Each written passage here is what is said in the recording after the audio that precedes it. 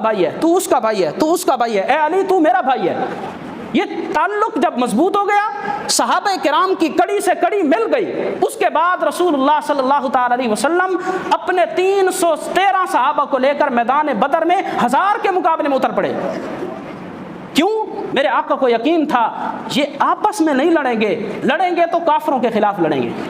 अब दुनिया में क्या हो रहा है, मुसलमान आपस में लड़ रहे हैं। अब जब मिंबर और मेहराब से ये कहा गया कि इसराइल की जो प्रोडक्ट हैं और काफिर ममालिक जो चीज़ें बनाते हैं उनका बाइकाट किया जाए, अब आपको पता है कई मुसलमान ऐसे आगे से एतराज़ करते हैं, हम आपस में लड़ते हैं। कोई कहते हैं इसका क्या फ़ायदा होगा, हम ये करें तो मेरे एक सर्फ एक्सल खरीदने से क्या होगा, मेरी एक नेस्ले की बोतल खरीदने से क्या होगा।